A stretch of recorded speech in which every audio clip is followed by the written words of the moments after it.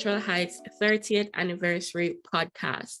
My name is Janine Hyatt, and I am the Media Communications Intern at Reach, and I will be your host throughout this experience.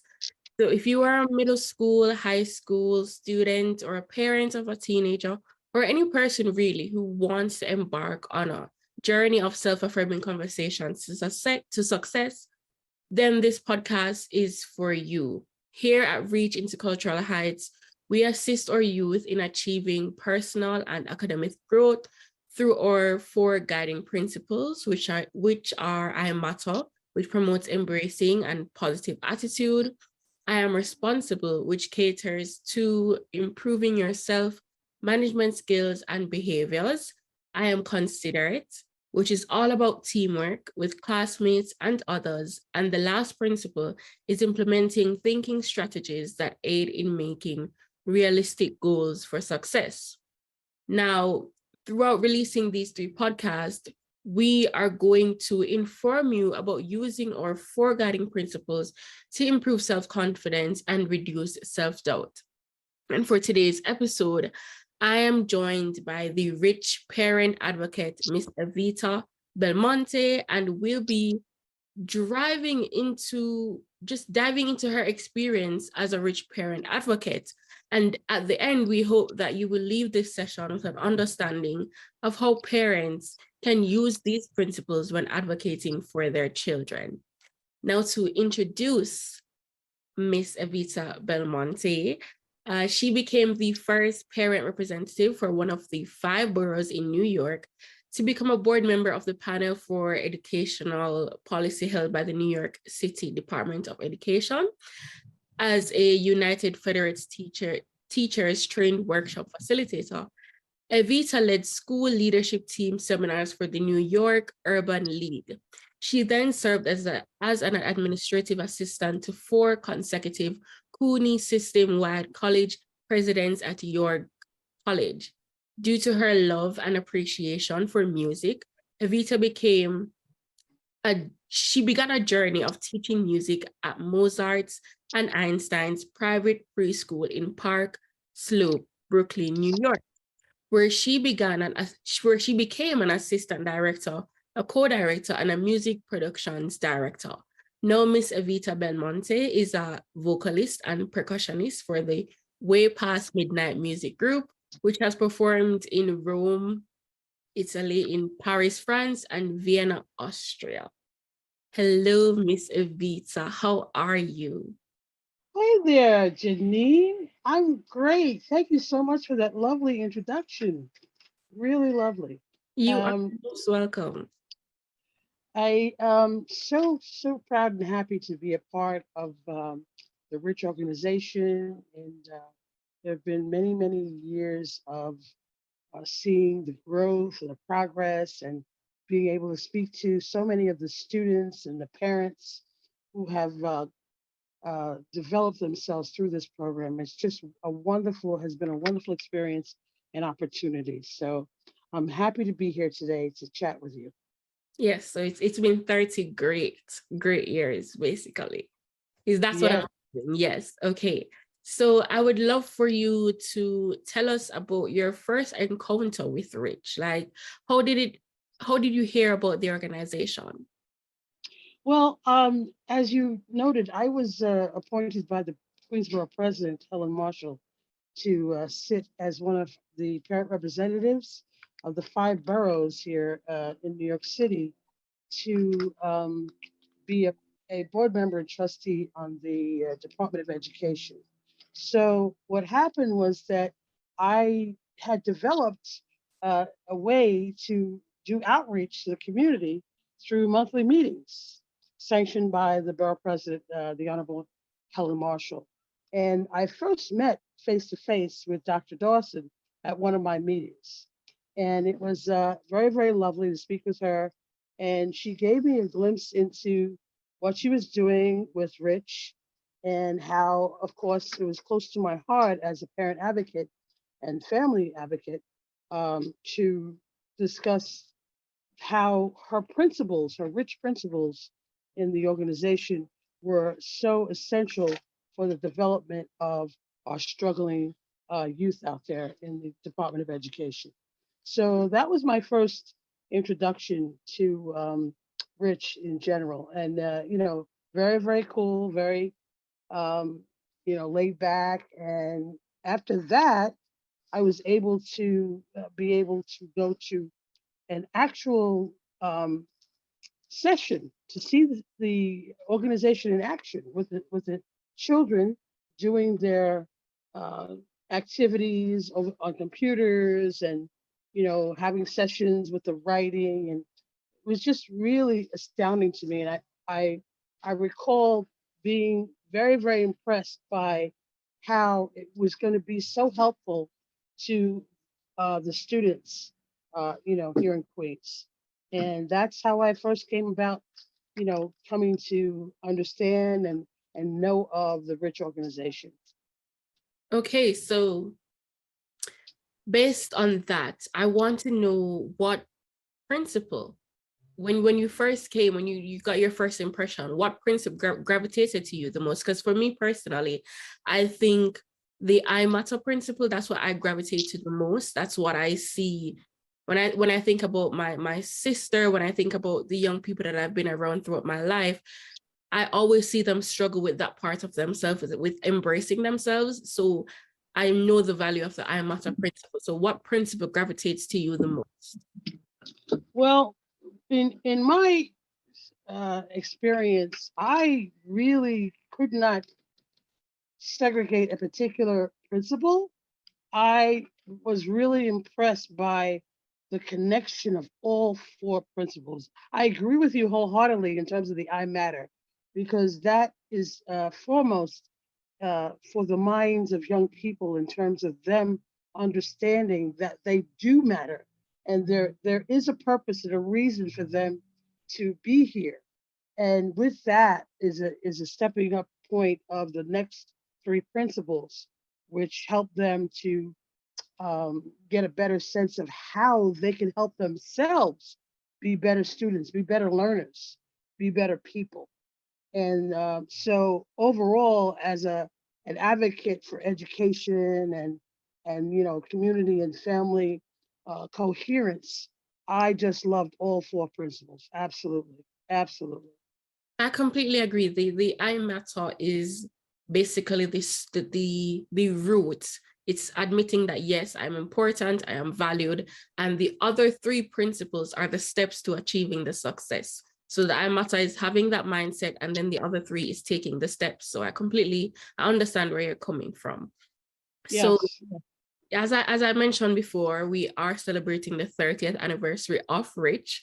So I would love for you to pitch Rich to be, or to parents, pitch Rich to the parents, a 30-second quick pitch on why they should use Rich to help their children who are struggling with self-doubt and low self-esteem. Okay. I'm pretty casual when it comes to talking to parents about their children, and their children's success in education and their own personal advocacy, how they can accomplish that, what they should do for that. So I'll give it to you this way. Hi, I'm Evita, and I'm associated with a confidence building organization called Reach into Cultural Heights. They've successfully, for over 30 years, helped children and families enhance their capabilities to navigate and raise their skills through understanding of the rich four principles. Uh, they've used these principles while being active in the classes. I matter, I am responsible, I'm considerate, and there are strategies for me as a child, as a student, to elevate who I am and what my skills can contribute to society. So I feel that, if you think that your family or any of your family members may be interested in something that could help your child to accomplish some near and dear goals, this might be a very, very good organization for you to check out. They have a website, and it's very accessible, www.richinc.org. I would encourage you to go there and look at the testimonials, the truthful testimonials from children who have gone through the program and how happy they are that they did. I love the fact that you stated what the website was right out your head. That's so wonderful. And you did go over the 30 seconds, but I feel like rich in itself is so rich that you can't even state the benefits in just 30 seconds. So that's quite fine. All right. So let's go into you personally. So I know that you do love music and you have worked within the field of music. Could you tell us a bit more about that? Yes, music is near and dear to my heart. It's pretty innate. In my household, we heard opera. My mom was a classically trained opera singer. God rest her soul. And so, Caruso and name an opera, and I've heard it at least once, if not more, thanks to my upbringing. But that was the essence of us being attuned to music. My dad was in construction and carpentry and all this, and so he went to a variety of different environments where sometimes he would bring home all kinds of manner of strange instruments for us to just play with and try and see if we could get any kind of tone out of them. Trombones, clarinets, and with that, we always had this sense of, hey, if I can get a note out and it doesn't sound sour, it's cool. so so so that was part of the beginnings of that. And then, I had decided that because in my era, when I grew up, there were shows like Ed Sullivan and Lawrence Welk and things of that nature.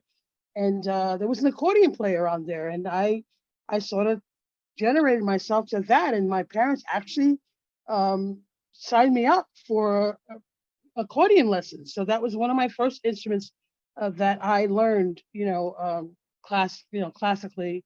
But at school, they had us involved in drum and bugle corps and regular orchestra and all that kind of thing back in the day when there was music in the schools as a curriculum, priority. And I was so blessed to be able to be exposed to all of that music and in so many different ways. And with that, I settled in my later years. I settled on drumming because I was able to then um, go out into my own community and teach other youngsters and whoever wanted to learn the rhythmic patterns that are necessary to be able to play the drums.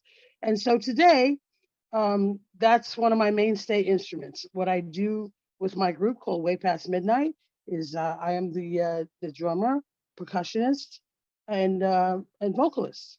I do some leads and I do a lot of different kinds of harmonies because I also was involved in choir during my schooling. And again, all of that musical training just is embedded in me as a person. And I just love being able to see the smiles and the garner the applause of people who enjoy when I'm involved in some kind of musical production. So that's my basis. You did mention about how music isn't a core in schools anymore, and I completely agree. I think from my experience with music, I love all types of music, all genres of music, and I've always wanted to play an instrument, and that wasn't a thing for at my high school. In order to play the instrument, you had to go outside of school. I tried to play the guitar, it didn't work out, but I get what you're saying with, schools should embrace music more. And with that note, as music is a huge part of the identity of young people nowadays. Like you can get music anywhere, whether it's Instagram, whether it's TikTok. It's a huge part of their identity, and I would love to know how you would encourage parents to use music to connect to their children. That's a great question, Janine. And I speak to a lot of people even now about music and its connection and how their children are being exposed to it in so many different ways because there are so many different kinds of genre. uh, things that if I was able to sit down and have a conversation with the parents about music would be expose them to everything, whatever it is. Just like you said, you've been exposed to all kinds of genres. That's really really critical that they get a sense of how they feel about different kinds of music, not just the one song or songs that they always want to listen to because that's what's on their iPad or whatever device they're listening to music on. And I find that even with my own youngsters that I'm involved in, they can develop their own sense of what instrument resonates with them and what instrument they want to give a try to in order for them to get a feel for, is this going to help me to interpret music better, not just vocally but also hands-on violin, trumpet, trombone, bass, whatever it might be. Having parents ask their children, hey, how do you like this instrument? What do you think about this? And how do you feel about the sound? Can you hear? When I was doing my classes with the preschoolers uh, at Mozart's and Einstein's in Brooklyn, one of the parts of my class was we would just listen to music and I'd say, what do you hear? Tell me what you hear. Do you hear? And I'd have a uh, a chart on the wall of different kinds of instruments. I said, "Do you hear this? This?" And they were able to say to me, "Yeah, hey, I hear a violin. I hear a an oboe." I mean, they started to surprise me because they were hearing things that I wasn't telling them that they were hearing, and it was just such an exciting environment that when you're exposing children in a very positive way, that they just pick stuff up. They pick it up and they can run with it. When you, as an adult, can assist them, and that's just so wonderful. Janine, happy to hear that you were interested in guitar because because as in my youth, I learned how to play guitar myself. I taught myself guitar, and I'm not that bad, but by so we can talk about that at another time. But Yeah, yeah, I was interested in guitar and piano, but I actually uh-huh. went to l- lessons, I would say, with guitar. I had friends who could play and I went with them and I couldn't do it. I couldn't do it. Yeah, yeah, it's not that easy, getting those And like what they call calluses on your fingers. that was the issue as well. My poor fingers. I respect anyone who plays instruments because to me it seems very hard. Well, if you're ready and willing, go back to a piano because it's easier. And I definitely want to. yeah, just having a sense of you being able to do chords to something that you really like or whatever. They have so many different kinds of programs now to help those who want to pursue music, in whatever capacity. And just it's time consuming, but in the long run, if you really like music, it's well worth it. Yes. Okay. So I also want to talk about Reach has this honors project where we have it on all our social medias, where we're trying to identify change makers and celebrities who exemplify the Rich principles. And based on your expertise in music, could you state one person within the music industry who you believe represents any of the four Rich principles? Well, I have to say to you that nowadays it's difficult to find those eligible to be elevated in that realm of being examples and following any iota of the rich principles. But luckily, there are people out there who are trying and succeeding. One person who was brought to my attention is Samara Joy. Her name is Samara Joy McLaden, I believe, and she comes. her musical essence comes from a place that I know well from growing up, which is jazz. Her idols were Sarah Vaughan and Billie Holiday, and of course the great Ella Fitzgerald. And with that, having her youth, she's only 22 or 23 years old, but she has captured the essence of that style of music, so much so that in 2022 she has received the coveted um, Grammy Award in music. That's actually she received two of them, which is That's even more that's fantastic. great. That's impressive. And to me, garnering a Grammy Award, which is given through musical peers and judging of her work and her talent and her patience and her ability to um, touch people's hearts with how she conveys the music. That's outstanding, absolutely outstanding. And that to me would resonate with the rich principles. Yes, I agree.